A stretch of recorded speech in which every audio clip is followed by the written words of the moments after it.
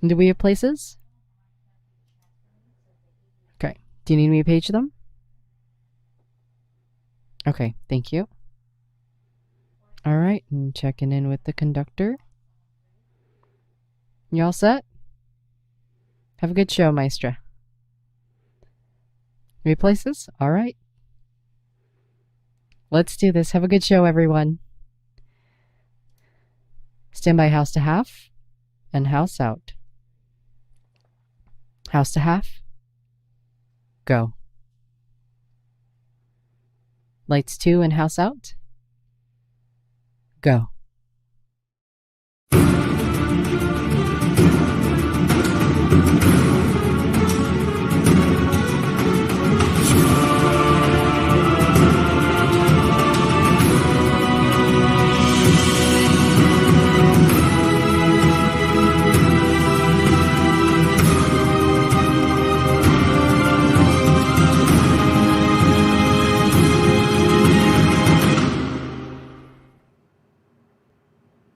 Hey, it's Friday at 5 o'clock p.m. Eastern Standard Time. Welcome to episode 17 of OnStageOff, and the last episode of 2020, the year that was. Hi, I'm your friend Ryan McCurdy. I'm the Executive Artistic Director of Savannah Rep.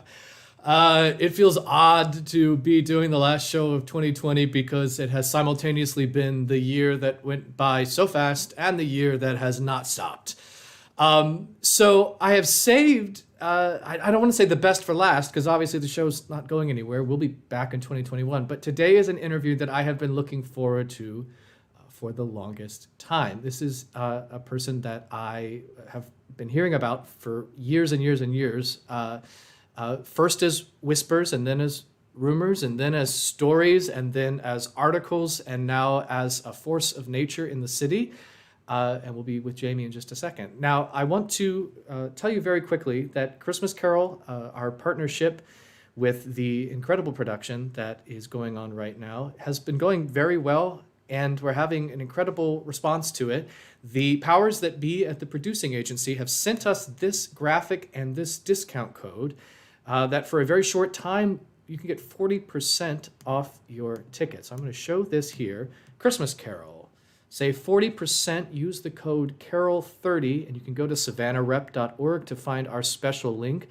Now, a lot has been made of what exactly is happening, because obviously I know people coming to our website see that it's a production with a Broadway performer who's a Tony winner and a Tony-winning director, and the question is, and it's an expensive ticket, I'll be honest. In this digital streaming age, we've completely reconceived what expensive is. And so while it's what one person would pay to have gone to the theater in the old days, I know it's an amount of money that can be a little intimidating. $50 is the amount of money that it is. Well, 40% off brings you to 30, if I'm doing my math correctly.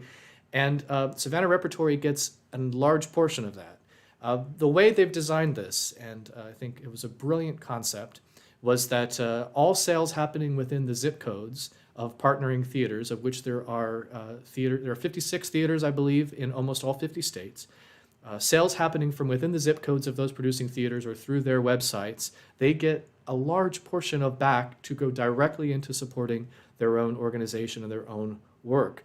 At the end of the process, all the zip codes across the United States that are not associated with the partner theater, the total of that amount will be tallied up and dispersed evenly among the partner theaters. It's an incredible opportunity. We're very grateful they asked us to be part of it. So if you're feeling Christmassy, holiday-y, please visit savannarep.org. Christmas Carol streams through the beginning of January. I am saving my stream of it to watch with my family as we get closer to the holidays. It's the perfect time to watch it.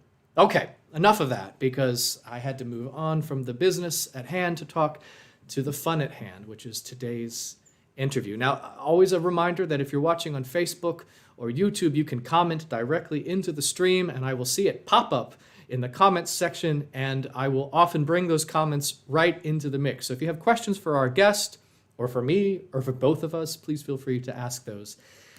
My guest today is the artistic director of Savannah Stage Company, and I am very excited to meet this person for the first time.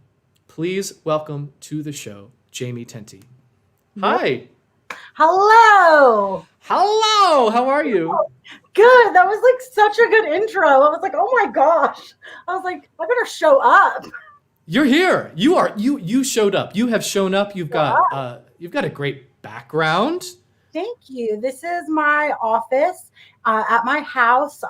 This is Julu. They had a art installation last fall, and I got a big chunk of it, and it lives here, and a couch.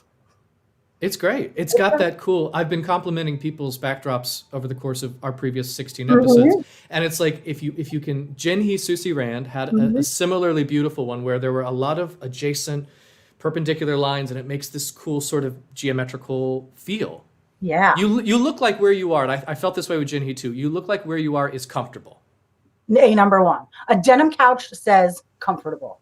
Yeah. Is that what it is? It's denim? Yeah. So like chill vibes. That's the vibe. That's a dreamy couch. Are you allowed to tell the viewers what the make of that couch is? Because it looks really great. It is Facebook Marketplace, which is a wonderful, amazing thing. It feels like what like Craigslist used to be. It's like the best part of Craigslist is what Facebook feels like sometimes. So the marketplace, anything you need to buy or get rid of. And I got a denim couch. It's great.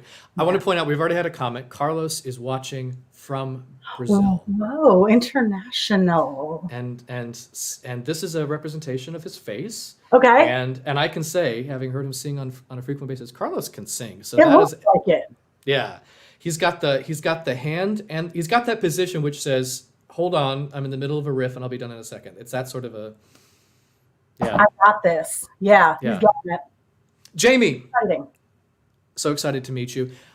Bring people to Savannah on your journey with you. I want to know why Savannah, how Savannah, where before Savannah. I read a lot of articles about you where you answer these questions, but you haven't answered them on this show. So I go to you with those questions. No, yes, never. Yes, absolutely. Savannah is like the dream. We dreamed to come here. When I say we, I mean the founding members. There were 5 of us that moved here to Savannah without jobs, like never saw an apartment, just like got it off Craigslist in our cars and showed up here because we wanted to be here, and we felt like what we wanted to do and the art that we wanted to do felt like Savannah was asking us to come here and needed what we wanted to do specifically. And yeah, that's how we got here. We met at the Barter Theater in Abingdon, Virginia before that, and that's where the germinal seeds were planted. That's what we like to say. Now and Barter's I was born in Roanoke, so I'm a Virginia boy, and it's a great theater.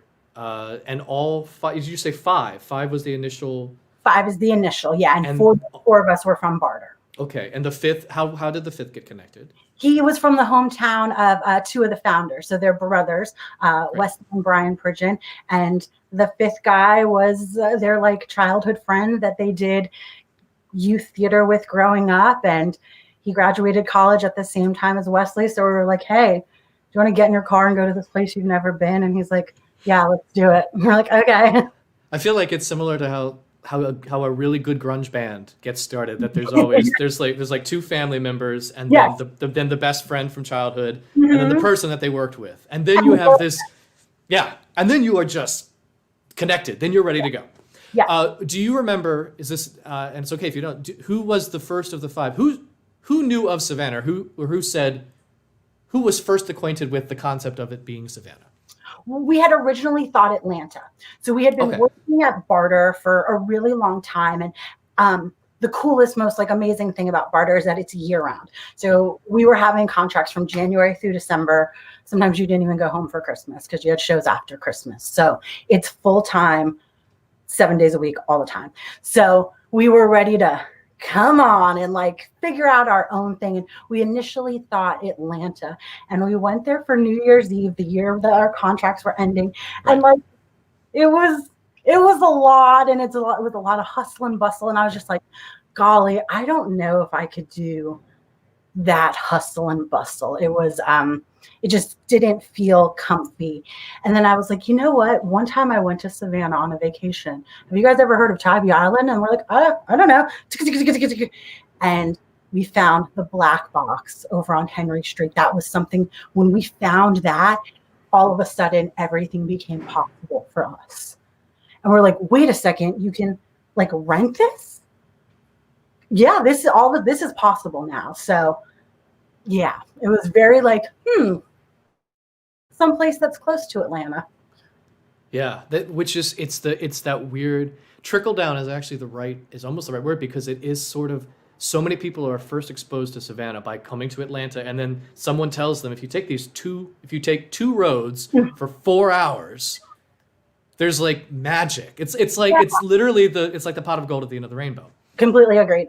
And you have to stop. And part of it is you just keep driving, and then you have to stop, or else you're in the ocean. It's like one of those things where it's like it's not like Macon, which is a great city, but like landlocked. It's that idea that you drive away from the big, confusing, crowded city until you were literally unable to drive any further, and then you stop and you make a home for yourself, which is so cool. Yeah. Now, was Barter fiscally? Were they were they like a January to January? Did they run more like a traditional business because they were on that model, that they were January 1st to December 31st was how they ran things? And did they ever I did not know this about them. Did they ever take a break? Like, was there, because like we're Savannah rep September to May and a summer season occasionally. No, so. There's no break. So there's a full-time administrative staff, full-time educational staff, full-time, your particular actor contracts or whatever kind of contract you were on could vary, but the foundation is all day, every day. That's amazing. It is so amazing and such training, right? To do that all the time. You just feel so lucky all the time. And I know they have really cool festivals. I mean, obviously I wanted to spend a little time praising where you all were from, because I know that a lot of that mental infrastructure came to Savannah, and I believe Savannah has benefited, and Savannah Stage Company has benefited from that, the fact that you all were in such a supported, subsidized, and strong environment, and you brought all of that with you, which I think is just so cool. And I want to talk, first of all, there's so many things I want to talk about Savannah Stage, but you just finished a writers festival, and I want to talk about that. I know it has some roots or has some heritage with a similar one at Barter, or did I completely misunderstand? No, okay. You totally got it. You're 100%. They do something called the Young Playwrights Festival, and it's for high school students. It's so cool what they're able to do. They send in someone to the schools to teach the teachers how to write a play, and there's so many entries, and while you're at Barter working, you get to like direct, and like some people it's like the first little thing they've ever directed is a 10-minute play written by a high schooler, myself included. It was like the first thing I ever like got to like say what to do at rehearsal. It was like so cool. And yeah, they do this cool thing where they do it on the main stage at Barter, and all the schools come and they announce the winners in the moment, and the students are like screaming in the theater for their friends who win. It is like the coolest thing. And so we took the cool parts of that and try to do our best to honor something similar in a way that makes sense for us. And what did that form end up taking? I actually got to watch Ellen, who was our guest, one of our guests last week. Our guests, for those that are playing the home game, our guests last week were not Brian Loudermilk and Ellen Barneycastle. And I do want to shout out. I forgot to say this in the beginning. We're sending love Brian's way. We're sorry that Brian wasn't able to join us, and sending love to their family. And now we're back today. So Chris Bass. Jayme hopped on as not Brian Loudermilk for us, So Ellen had sent me the video of the actual readings, and they were so dynamic and so much fun. So for those that didn't get a chance to see them, what did the framework of your version end up taking? So we choose to include a middle school category. Those are my favorite. A nice 7th grader 10-minute play. just nothing makes me happier. So we add middle school. We're not as we don't do as many finalists, especially this year with virtual. We kept it at just 6, so the competition was like far stiffer this year, which was really fun. We did a judging committee, which allowed us to choose former winners, company members, educators that are local, and they did a ranking system. So that part we really tried to invest in this year, since it wasn't going to be a live performance where people were coming. It was like, what else can we do to make this as rich as possible? So we expanded the adjudicating process this year, and that was we learned a lot there, and getting to read different people's notes and feedback was really fun. So yeah, it's one of my favorite nights of the entire year. It's a lot of work to get it together virtually this year. I was like, oh my gosh, these videos. But in the end, once we like hit the button and it like was working, it was like cheering, like, yes, okay, it happened. This is awesome.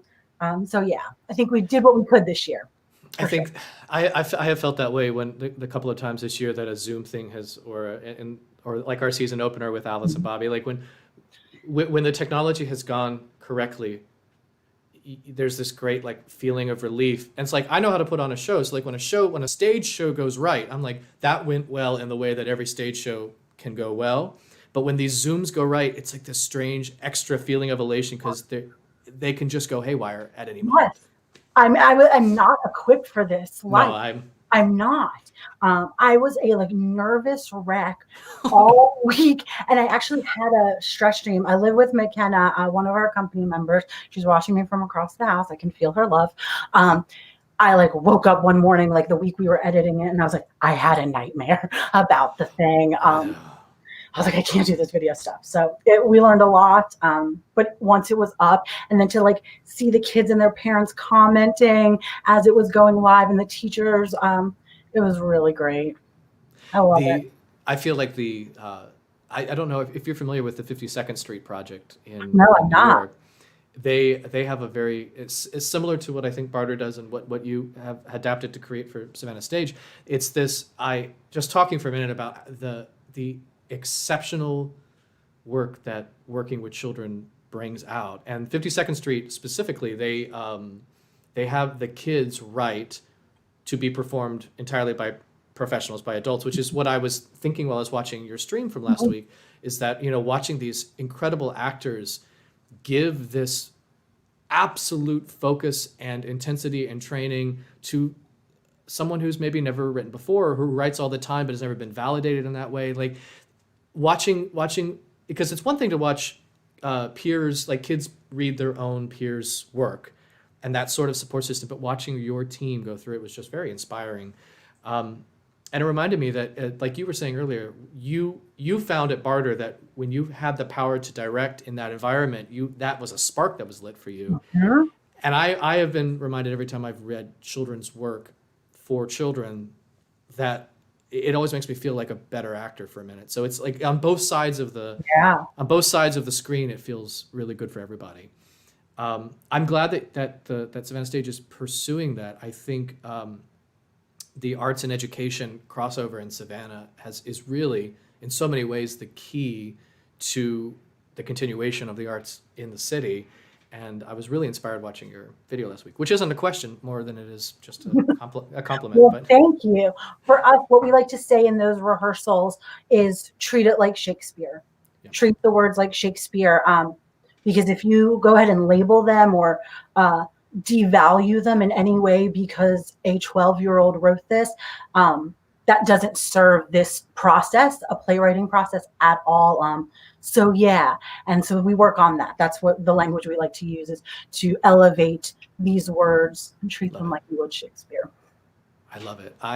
It's so magnificent. Now, sort of jumping around a little bit, because you mentioned, I did not realize, I knew that you and your company had started it at Space, at Savannah's Place for Arts, Culture, and Education, our dear departed 9 West Henry Street. Yeah.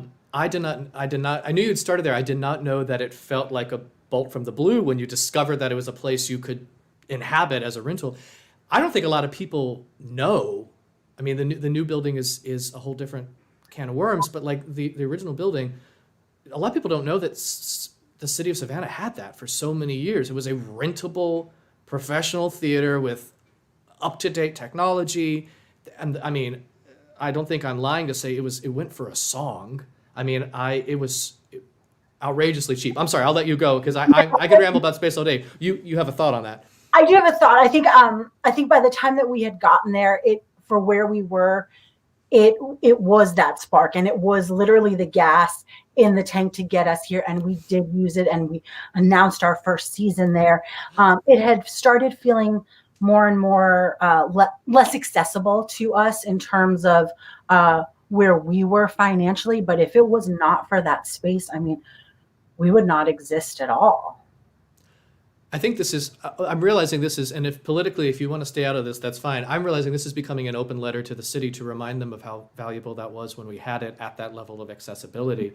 Because Jayme, I think you missed the years at which it was everybody's house. And, in a lot of ways, Jin He created a similar environment at Muse for the years that Muse was open. But in a lot of ways, space was a lot of people's powder kegs.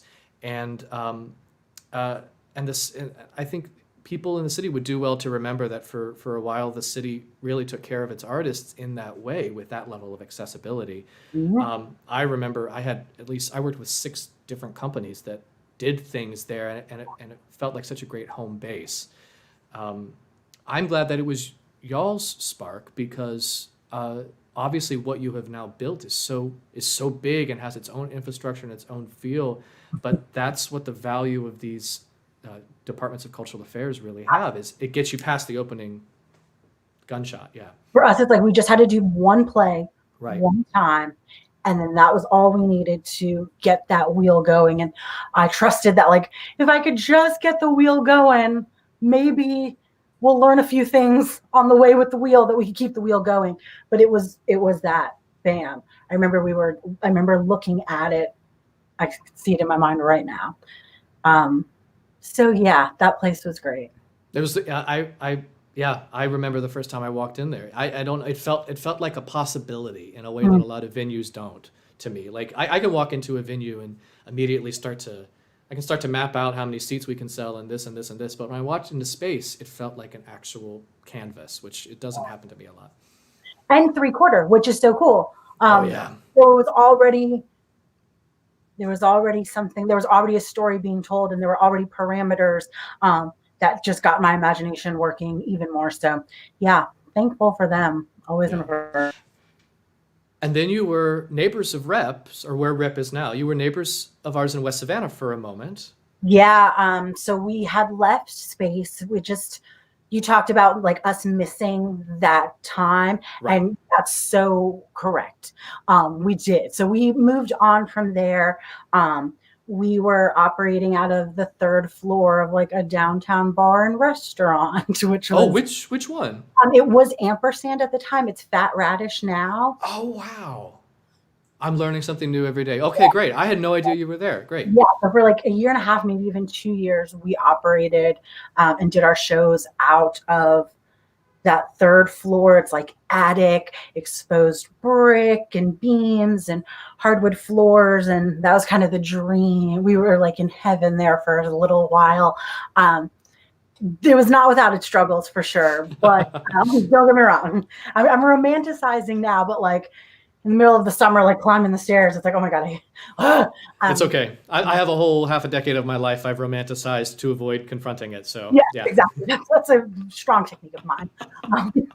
We did stuff at Sulphur Studios, and they're upstairs. Yes, and we were neighbors for a little while there. We're always on the go. We are very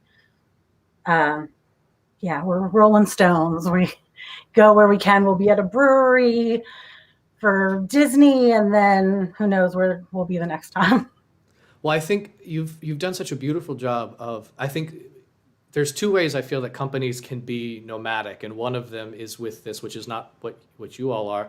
The nomadacy is constantly being underpinned by this. No one's being fair to us, and we're always on the move because we've been forced to be these hobos of the arts. And then I see what Savannah Stage does, and it's constantly reinventing and not just moving into a new space, but like redefining how to artistically or what's experientially use the space.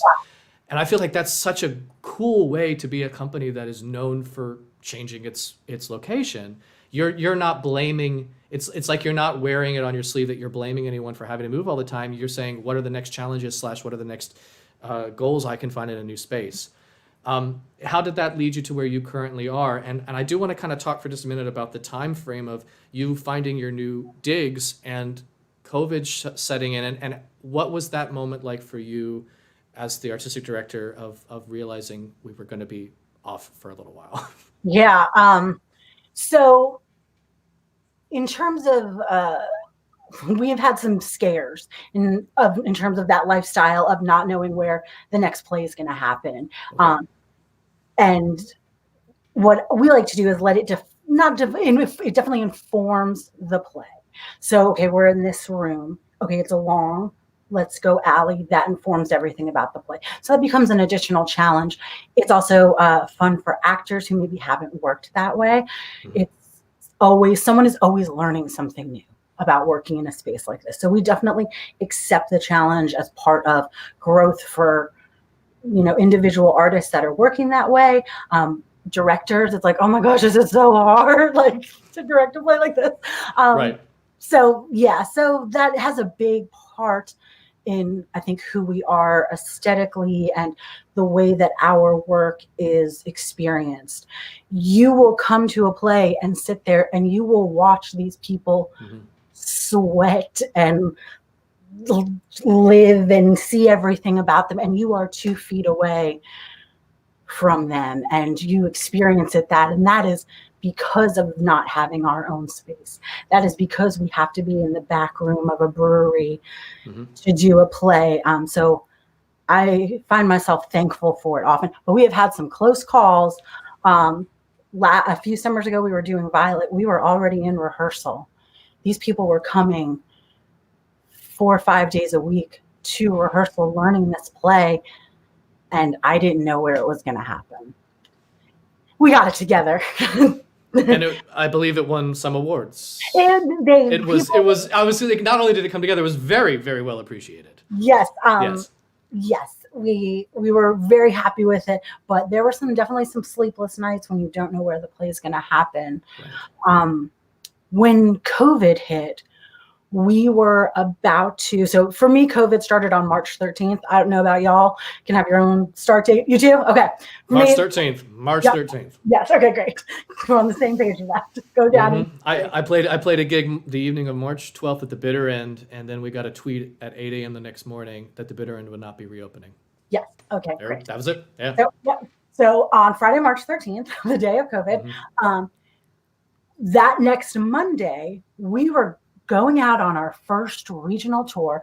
We were like, just had it all going on for just a second. We were going to be away for a week. We had hotel rooms donated. Oh, no. We had rented a 15-passenger van. We had new T-shirts. We had a week's worth of gigs. Like, it was just like our dream, basically. So we had the dream starting on Monday after Friday the 13th of COVID. So on that day, I had just gotten like email after email after email of the tour being canceled. And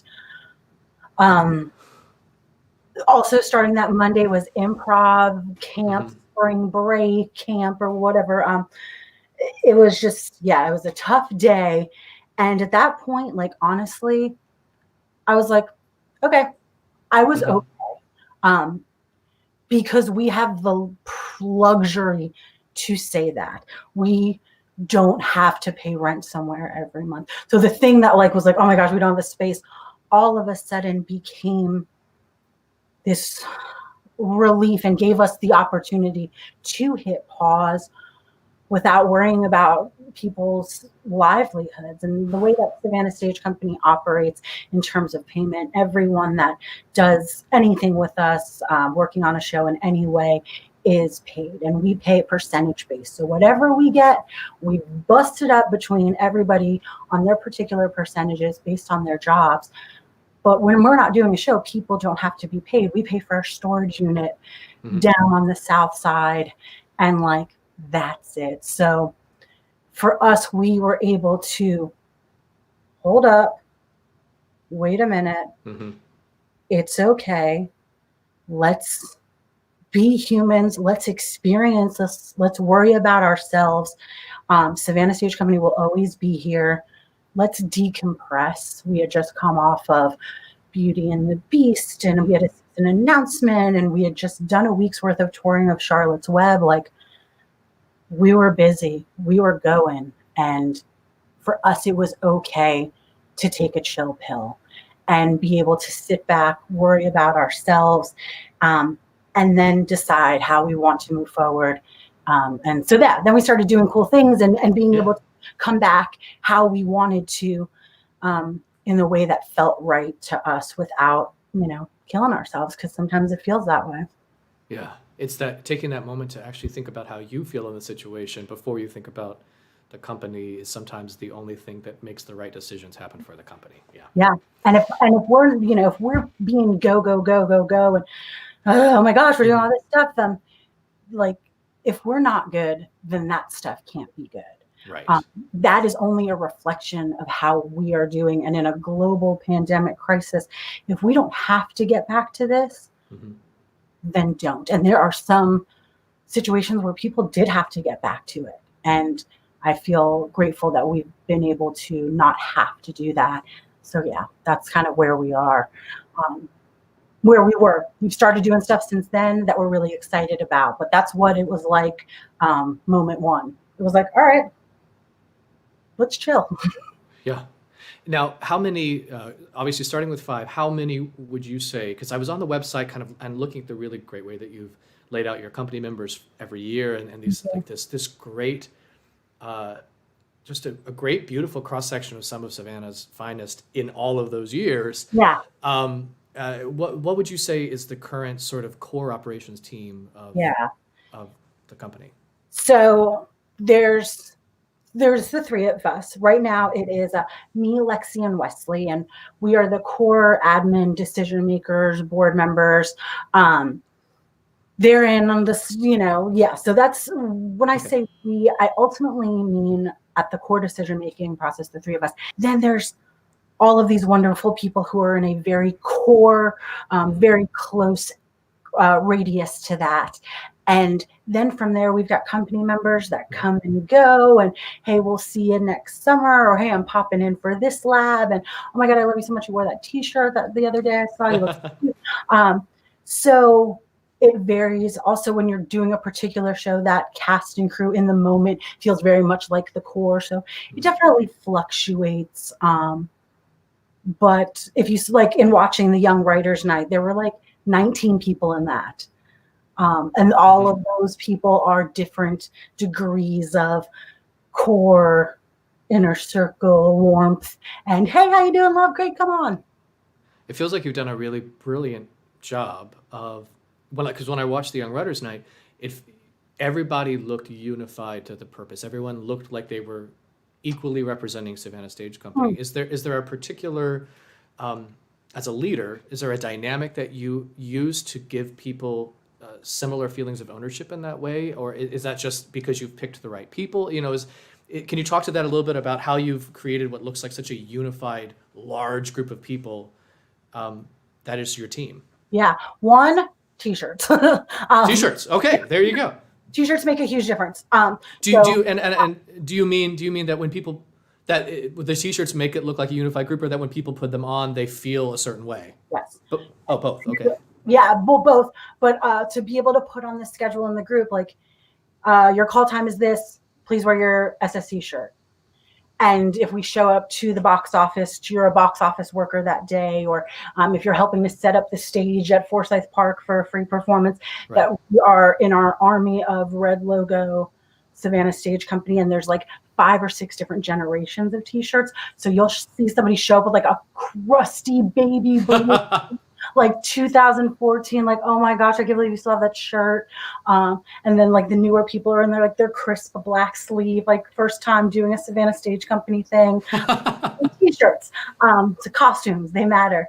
The other thing we're reading is artistically, we have an orientation that is very specific to us and important to what we do, to sort of make sure that everyone in the room understands where we are coming from artistically. And the understanding is, all of the things that you have learned, we expect you to take all of those juicy things that you have learned at other plays, come here, play with us in pursuit of art the way that we like to think about it, or our philosophy, using all the things that you've learned. So there's like a very specific artistic orientation that each one of those people that you saw have participated in at least once, some of them, if not every single time. That's great. It reminds me of Old Town Trolley has a very similar way that they orientate, in that you're working as the new hires are working as a unified group, and that there's an explanation and an expectation of what customer service is going to be, not just how you as an individual do customer service, but how the company expects customer service to be handled. And it's that wild thing that you're not learning to tell the stories of the tour for the first week of working there, but somehow when you start doing the tour, it feels incredibly organic, and it's also very, very specific, which is interesting, because I think speaking to sort of not just Savannah Rep, but so many theater companies, that we find ourselves almost, it's not that we don't have the time, because obviously we do if we focus on it, but we're constantly, it's like the new show starts and that group of people comes together, and sometimes we forget that we do have the time to do what you're talking about, because we're so busy thinking about how to put a show up. Yes. So I mean, what you do with Savannah Stage obviously resonates across the city, because it's so beloved, and so many people in so many parts of my life have said that the shows that you've done have meant so much. I want to talk about, you mentioned the cool stuff you started doing once you took your break at the top of the year when COVID started. What is one of the cool things? I know about one of them, so this is a leading question. Okay. What is a really cool thing that's about to be happening, perhaps towards the end of January? Yes. So Lexi, one of our board members, one of our artists, she called me probably like 6 weeks in, and I'm like laying out on the hammock, like soaking in the sun. And she's like, it's time to get back to work. How many weeks in? Like 6, maybe 6 to 8 weeks. She was like 6 weeks, probably like 6 weeks. There we go. May. It was May. All right. She'll let me have my birthday. And she's like, it's time. And I was like, okay. And she's like, this is what I want to do. She's like, I want to adapt a play. And I was like, have you ever done that before? She's like, no. And I was like, okay. So I said, okay. So I went to the calendar and I just plugged in the calendar, and I was like, okay, I'm a stage manager by trade. That's my bread and butter. That's what I did at Barter. So to me, everything starts with the calendar. So I went to the calendar and I was like, okay, if we did the play this time, and then backed it up, and I just sent her a list of due dates and a list of days where we were going to workshop and read her play, and pick actors from the company to get in a Zoom and read her play and give her notes and get her a little committee together that read the play, and it'll just needs to be done by then, and then we'll do your play. She was like, okay. So we did that, and we workshopped it, and we had Zooms and lots of talking about it and Google Driving, and that was something we were able to do virtually over the summer. And then we had auditions over the pandemic, and we did virtual callbacks, which was not something we'd ever done before. We were on Zooms, and we were like getting to know these people, and our auditions are so group based that we really had to like start back at the top, like, golly, what are we going to do? We've not done one-on-one auditions like in 7 years. So I was like, okay. So we figured that out, and we got to work with new people and bring new people into the company, and we've had an orientation, and so Alice in Wonderland, she adapted it. We did virtual rehearsals for 4 weeks. Never did that before, so okay, let's figure that out. And then we put together what we called our quarantine, and they were a group of actors, a director, a music director, and a stage manager who agreed to sign this honor pledge of quarantining, agreeing to get tested, rules, procedures for what we did. And we had less than 2 weeks of physical rehearsals together where we rehearsed in someone's house just to keep it as contained as possible. And yeah, they filmed on stage at the historic Savannah Theater, and we felt like such like princesses on the stage in there. It's like so beautiful. It really is. Here we are with like our crates and like poles and sticks. Like it was just really, really special for us to be able to do our kind of work in that space with those people who were so generous to us. They're just such good folks over there, and we're so nice and accommodating. And yeah, it was just a really great day. So that's going to be available to the public via Facebook Live coming up on January 30th. And it's only going to play one time, at the time, one time, and then it goes away. So whatever that means to you viewers, just know it's only happening at that time. It means I need to watch it at that time. Everybody's got to watch it. And then what we're doing is, in place of what we usually do in the spring, which is go to schools and nursing homes with our touring shows. That's how we spend the spring and fall. And we can't do that next spring. We have designed a virtual field trip. I love it. I love it. Yeah. I love it. We're like, okay. So we filmed this play, and we are creating a study guide with local educators in our Department of Education. And it'll be an interactive study guide that we've put together, and it's got a Q&A with the actors. And these are going to be able to be sent to teachers, to schools. They can be sent to students individually, where they'll be able to get a theatrical experience. It's filmed on stage. It very much looks like a play and not a movie, which was what I think was really important to us artistically, is that it still feel like a play. So yeah, all of that's going to be available at the end of January, and we're excited to figure out this new way to serve schools in this crazy world we live in. That's amazing. And then it's that irony that we're all trying to get good at like you said, at knowing how to address schools in this new, and then never have to do it like that again, except the things that we learned that are useful as the takeaways. Exactly. We've learned a lot in this video world. That will help us in the future, but yeah, we think about video way more than we were definitely doing before. Well, it's interesting too, because I certainly, like the rights companies they've never, as far as I know, they've never led with what your streaming opportunities are, and now they all are.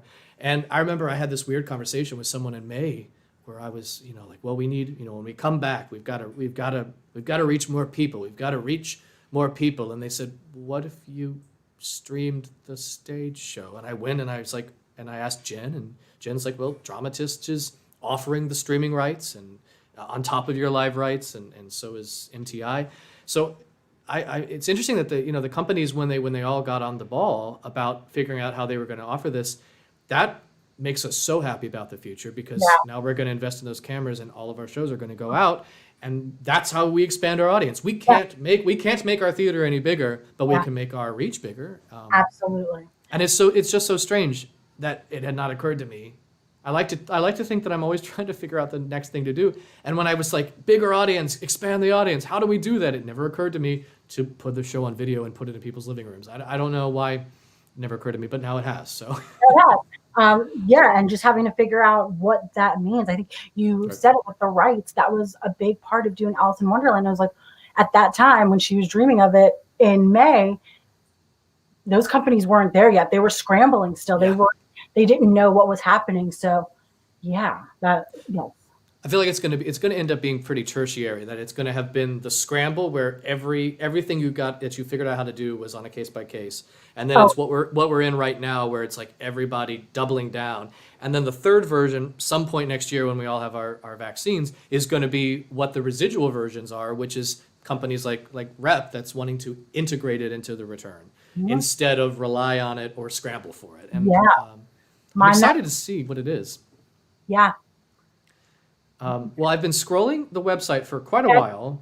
Okay. That is the website, right? Because if it's not, then I apologize. Okay, good. That's her. Can they get access to Alice on that website? Yes, so if there is a tab there for the virtual field trip for teachers, educators, even like homeschool folks. Will have the opportunity to sign up to get information about that and to register for that. And then there is information about the live show on the 30th, Facebook, one time only. Which I will be at. One time. For us, that was a way to experiment with like, how do we raise the stakes and create urgency? Because with everything now with the video, a downside is that this now is accessible all the time. The great thing about coming to like our free performance in the park is that like you actually have to come to the performance. And with the video, I think we lose that. So the one time is the experiment of raising the stakes and making it feel as important as it can. Love it. Yeah. Jayme, I have had such a joy getting to know you a little bit and chatting at you. I don't talk to enough people. Yeah, I feel the same way. Every time we get to, the joke has been I can't bring this show in under an hour, and I think I will have today, but it took having one guest because we have already gone 45 minutes. So thank you for your patience with me. I had lots of things I want to talk about. So, Rep's here for you, and I know we're all here for each other. So now that you watched, those that are watching, you just watched us get to know each other. So moving forward, Jayme, I'm here for you. Let me know whatever you need and vice versa, I hope. So. I appreciate it so much. Excellent. Enjoy your holidays. I hope when we get to 2021, we'll have you back on and talk about what is after January for y'all. Yeah, thank you. Okay, talk to you soon. Bye. My guest is Jayme Tinti, who's the artistic director of Savannah Stage Company. I'm going to scroll that one more time. So great to have such a nice, wide-ranging conversation with Jayme. If you are not familiar with their work, you have this opportunity one time at the end of January.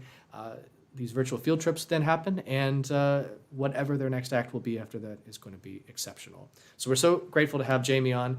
I want to remind everybody too, this is our last show of 2020. I've enjoyed spending some of these Fridays at 5 with you. If you've joined us for one, if you've joined us for all 17, if you've watched the crazy ones I've made in between the full-length ones to try to sell our season tickets, thanks for watching literally any part of it that you have. Savannah Rep is very grateful to you. I just had a very nice afternoon, actually, before we jumped on with this with our Associate Artistic Director, Nick Corley, and our Artistic Advisor, Sandra Karras, which happened right after a call with Jen Bishop, our Managing Director, and Eric Bishop, our Technical Director, and our Office Manager, Renee. So I'm basically shouting out everybody's name to say that OnStageOff, just like everything at Savannah Rep, nothing is made in a vacuum. It may be me sitting in front of this blue backdrop every Friday at 5, but there is an engine and a village and a family that puts these things together for you, and I'm grateful to all of them. I hope you'll go to savannahrep.org and get to look at the headshots and the bios of the people that make this company possible. And in the spirit of that, I'm going to show you this campaign video for the last time in 2020, because you'll see a lot of our favorite people telling you about this crazy, crazy year, which is almost over. Have a wonderful one. I'm your host, Ryan McCurdy, and we'll see you in 2021.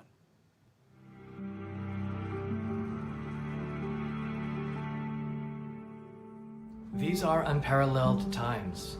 In the heart of Savannah, it felt as if the hands of the clock stopped moving. Forsyth Park strangely empty, Broughton Street quiet, River Street deserted.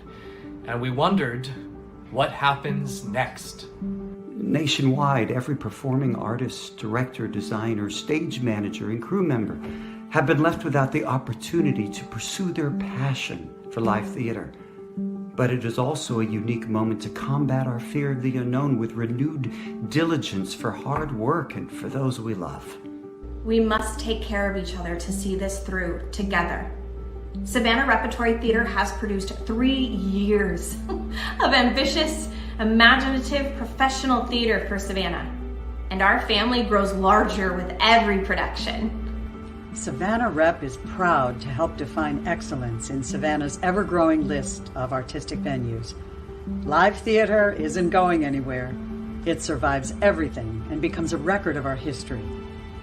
We will return. To our generous patrons and season card subscribers, you keep this dream alive and growing. And to the many artists who have shared our stages, you challenge us, entertain us, and thrill us. Soon we will be together again. The Ghostlight, A single bulb left center stage after each performance has traditionally served as a supernatural offering to those who came before us and those we have lost, to ensure that the theater, their theater, never goes dark. That the magic of theater continues. Theaters from Broadway to the West End, Los Angeles to Savannah may be closed for now, but their ghost lights remain lit. Our spirits remain hungry, our responsibilities clear. We look at this as an opportunity, a chance to build on the work we've done. A chance to embrace our theatrical roots and create new adventures. What we do now paves the way for the years to come, for the Savannah rep of the future. We promise that the ghost light will burn brightly until it is safe to begin again. It is our responsibility to carry on the traditions that precede us. We are Savannah Rep. A home for great stories and great theater. The hands of the clock will move again, and this is not the end of the story. It's a new beginning. A new beginning. A new beginning. A new beginning. A new beginning. A new beginning. A new beginning. A new beginning. A new beginning. And we'll see you soon.